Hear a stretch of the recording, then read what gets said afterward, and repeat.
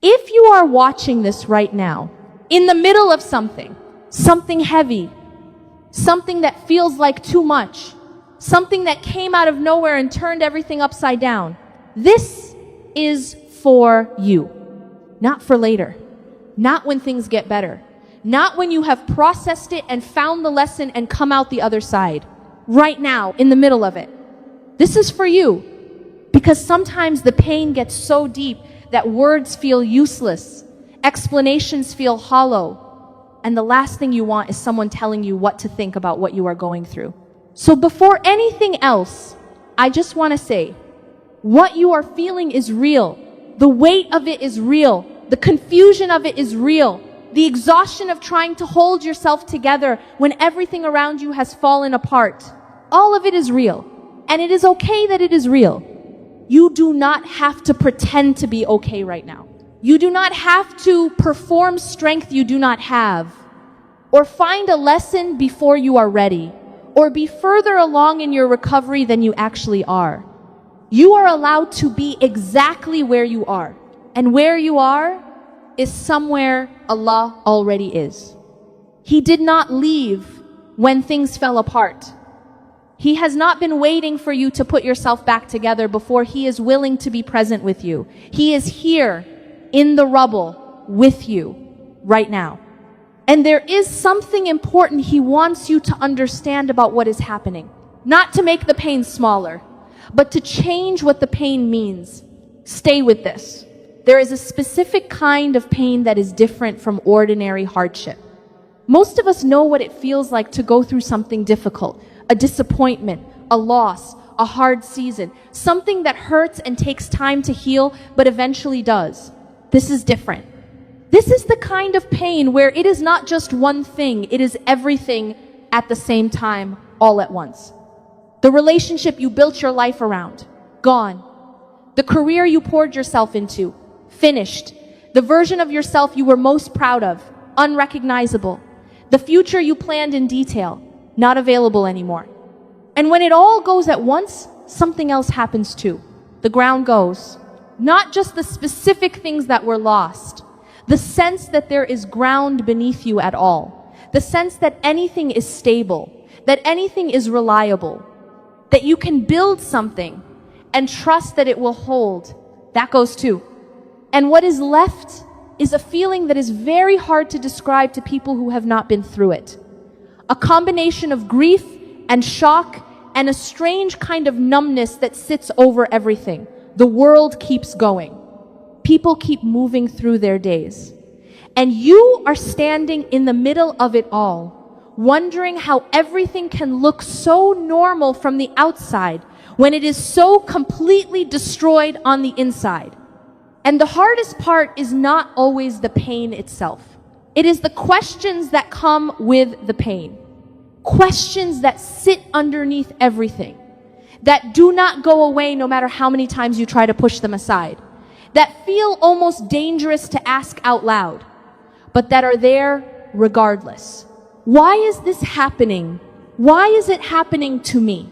And underneath all of it, the question that carries the most weight. Where is Allah in this? That question deserves to be taken seriously.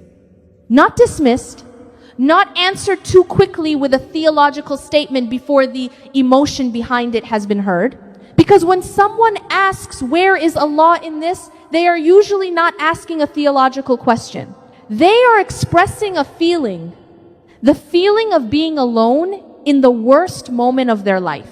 The feeling that if Allah were truly present, truly watching, truly caring about what happens to them, things would not have been allowed to get this bad. Have you felt that?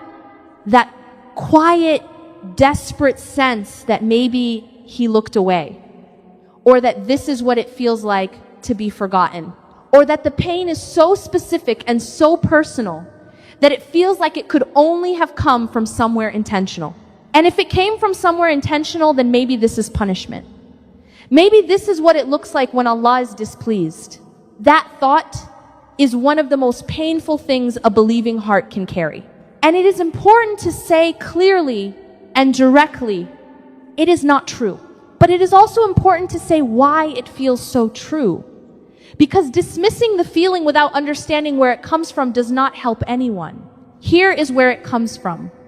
We were never taught what to do with deep pain. We were taught that closeness to Allah looks like ease, like blessings, like things going well.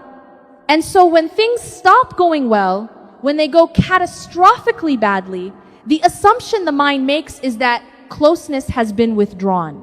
But that assumption is wrong. And the Quran addresses it directly.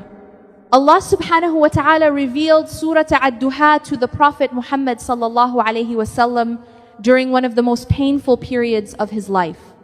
A period where revelation had stopped, where the silence felt like abandonment, where people around him were saying that Allah had forsaken him. And what did Allah say in that moment? Your Lord has not abandoned you, and He has not become distant. He spoke directly into the silence, into the pain, into the feeling of being forgotten. And what He said was not, here is why this happened, here is the lesson, here is the plan. What He said first was, I have not left you. That was enough, and it is still enough now. So if this is not punishment, and it is not abandonment, what is it? This is the question that everything else depends on. And the answer to it is one of the most profound things Islam offers to a person in the middle of total collapse. Allah subhanahu wa ta'ala says in the Quran, did we not expand your chest and removed from you your burden, the one that weighed so heavily upon your back? This ayah was revealed to the Prophet sallallahu alaihi wasallam, a man who had already been through extraordinary hardship, loss of his mother as a child, loss of his first wife, years of persecution, years of people he loved turning against him. And Allah said, we removed your burden. Not we prevented the burden, not we made it so the burden never arrived. We removed it. The burden came, it was real, and then it was removed. And this is the pattern. Not just in the Prophet's life, across the entire Quran, the most beloved people Allah has ever created were not protected from pain. They were carried through it. And here is what the carrying looks like from the inside when you are in it. It does not look like carrying. It looks like being alone in the dark. It looks like nothing making sense. It looks like the ground disappearing. It looks like everything you trusted failing you at the same time. But something is happening underneath all of that. Something that cannot be seen yet. That will not be visible until you are on the other side of it. But that is happening right now. A clearing. Everything that fell was temporary. Everything that collapsed was built on something that was never going to hold permanently. Not because you built badly. Not because you were wrong to love what you loved or work for what you worked for. But because nothing in this world was designed to be a permanent foundation. And sometimes the only way a heart learns that, the only way it moves from knowing that intellectually to actually living differently because of it, is through the experience of the temporary things failing. Not as punishment, as education. In the deepest and most permanent sense of that word, Allah is Al-Jabbar. One of the meanings of this name is the one who sets broken things right. The one who repairs what has been shattered. Who takes what is in pieces and puts it back together. But in a different form, a stronger form. One that was not possible before the breaking. He is not watching the collapse from a distance. He is in it with you, already working on what comes next. Even when you cannot see it yet, there is something worth being honest about. Not as a criticism, as an observation about what human beings naturally do. We build our sense of security on things, not because we are wrong to value those things, but because security is something the heart genuinely needs. And the things of this world are real and present and available. While the security that comes from Allah requires a different kind of reaching, a different kind of trust. So we build on relationships, on the feeling of being loved by a specific person, on knowing that they are there, that they are not going anywhere, that whatever else happens, that relationship is solid. We build on positions, on being known as someone who does something well, on the identity that comes from achieving, from being needed, from being the person who has things together. We build on plans, on the version of the future we decided was the right one, on the assumption that if we do the right things in the right order, the future we planned will arrive the way we planned it. And none of these things are wrong to value. Relationships are gifts from Allah. Work and achievement are part of how we fulfill our purpose. Planning is part of how we exercise the minds Allah gave us. The problem is not the things themselves. The problem is when the thing becomes the source. When the relationship is not just something you are grateful for, but the thing your entire sense of safety rests on. When the position is not just something you appreciate, but the thing your sense of worth depends on. When the plan is not just a hope, but the only version of the future you can accept. When that happens, the thing has become what only Allah was ever supposed to be. Not deliberately, not consciously, usually slowly, quietly, without any single moment where you chose it. But the heart drifts gradually toward what is present and available, and away from the source of security that requires trust in what cannot always be seen. And Allah, in His mercy, does not always let that drift continue indefinitely. Because He loves you too much to let you build your whole life on a foundation that was always going to fail you. The Prophet Muhammad ﷺ said, the greatest reward comes with the greatest trial. When Allah loves a people, He tests them. Not hates them, loves them. The depth of the test is not a measure of how far you have fallen from Allah. It is a measure of how much He wants you to find your way to the only thing that will never fall. After the collapse, something arrives that most people spend enormous energy trying to escape. The void. That strange, hollow space where the thing used to be, where the relationship was, where the career was, where the version of the future you planned used to live. It feels like nothing, like emptiness, like a space that should be filled with something but is not. And the instinct is to fill it immediately with the next thing, with distraction, with busyness, with anything that makes the hollow feeling smaller. But here is something worth sitting with. That void is not empty. It only feels empty because what used to fill it is gone. But the absence of the old thing is not the same as the absence of everything. It is the absence of one specific thing that was filling a space it was never designed to permanently fill. And when that thing is gone, when the space is genuinely clear for the first time in a long time, something can enter that could not enter before. Think about Hajar alayhi salam. She was left in the desert with her infant son, no water, no shelter, no community, no plan, nothing that any human being would consider a foundation for survival. She was as close to total worldly devastation as a person can be. And in that emptiness, in that void, in that place where every human support had been removed, she ran, she searched, she did everything available to her. And water emerged from the ground beneath her feet. Not before the void, in the void. Because of the void, the water was always going to be there. But it took the removal of everything else for it to become the only source available. That is what the void does when it is allowed to be what it is, instead of immediately filled with the next thing. It clears the way for what was always there. But that was being obscured by everything piled on top of it. Allah subhanahu wa ta'ala has been there all along. His provision has been there all along. His closeness has been there all along. The void is not where Allah is absent. The void is where He becomes the only thing left.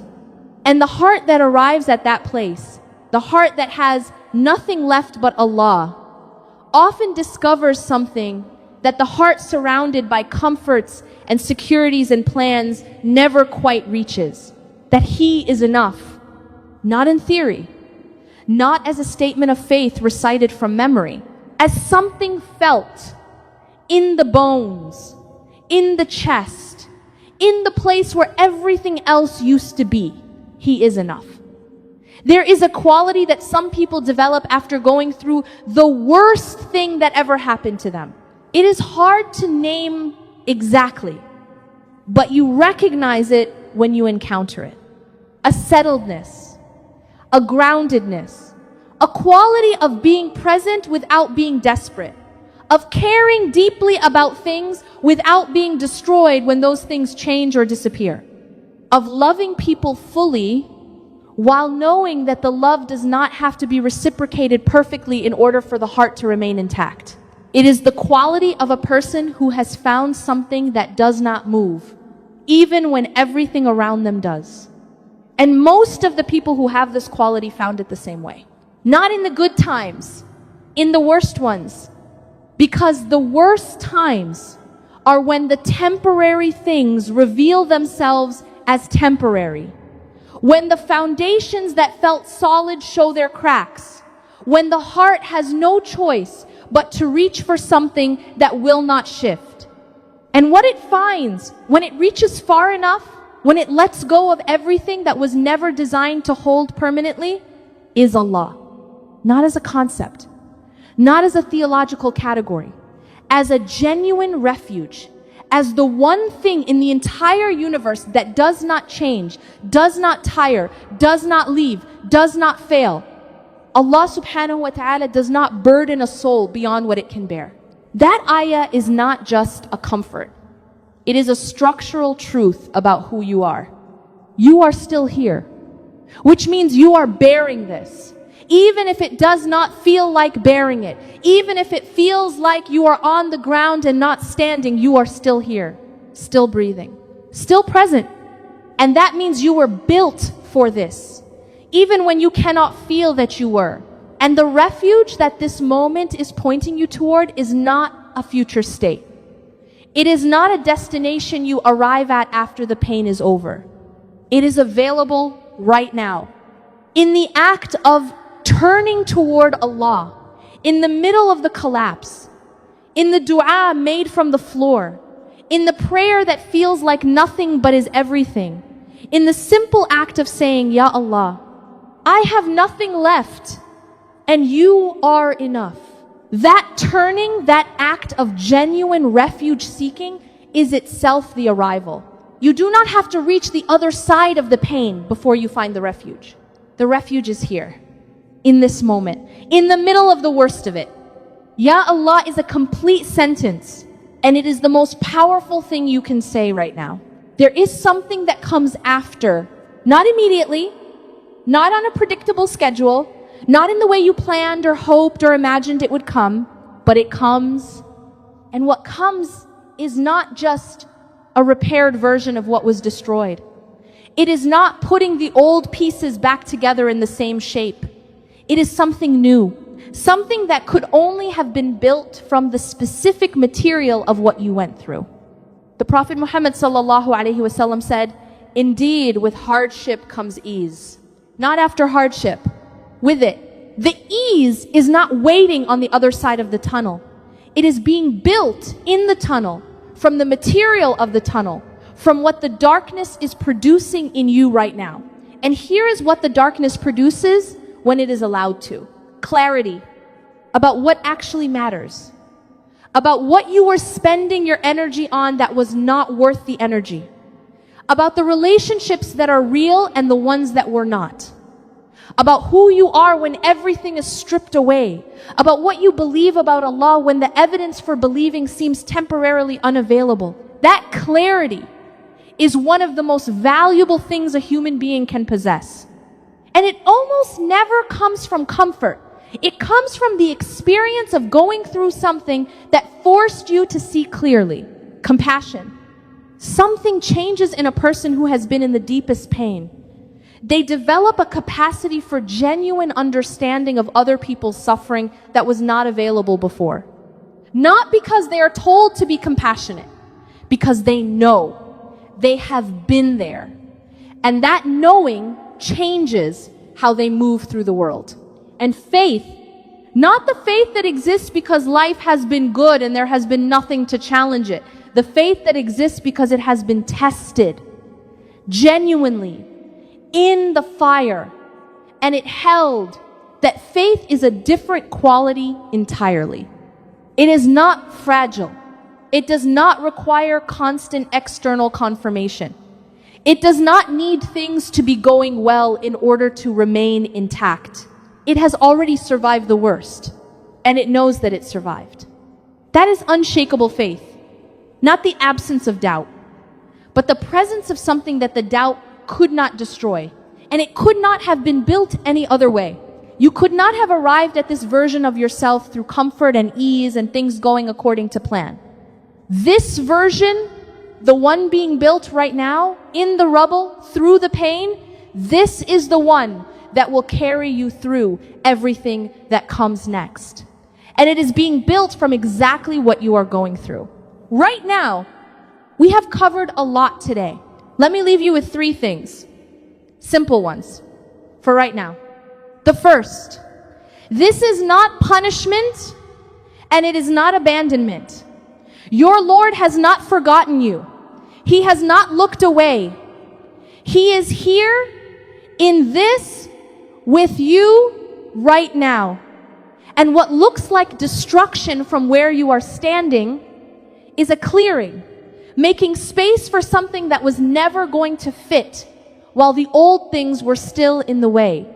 The second, the void is not empty. It only feels empty because what used to fill it is gone. But in that emptiness, in that space where everything temporary has been removed, something is available that was not available before. The only source that was always going to be enough, Allah. And the heart that arrives at having nothing left but Him often discovers that He was everything all along. The third, something is being built in you right now, through this pain, from this pain, a clarity, a compassion, a faith that has been tested in fire and did not break. That version of you, the one being built right now, could not have been built any other way. You are not at the end of your story. You are in the middle of the part that makes the rest of it possible. Before we close, let me make dua for you, for me, for every heart that came here today, from the middle of the worst thing they have ever been through. Ya Allah, you are Al-Jabbar, the one who sets broken things right, the one who takes what is shattered and makes it whole again, but in a new form, a stronger form, the form that was only possible because of the breaking. Ya Allah, we come to you from the rubble, from the place where the ground went, from the moment where everything we thought was solid showed us it was not. We are not coming with strength, we are coming with nothing. And we trust that nothing is enough, because you told us that whoever comes to you with nothing finds you sufficient. Ya Allah, for the hearts that are asking right now, whether you see them, whether you care, whether this is punishment, answer them, not with words, with the feeling of your presence in their darkest moment. Let them feel that you did not leave, that you have not left, that you are here. Ya Allah, lift what is too heavy, not necessarily by removing the situation, but by strengthening the heart that is carrying it, by being the refuge that the heart reaches for when everything else has failed. Ya Allah, show us what you are building. Not immediately, in your time, in the way that is best, but show us so that what feels like destruction begins to feel like what it actually is. The beginning of something we could not have imagined from where we started. Ameen. If you are watching this in the middle of something, you made it to the end of this reminder, which means something in you is still reaching, still looking, still choosing to believe that there is something worth understanding about what you are going through. That reaching is not nothing. That is everything. Leave a word below. Tell us where you are watching from. Or just say, Alhamdulillah. Whatever you have right now is enough. And if you want more reminders like this, stay with us. Subscribe so the next one finds you.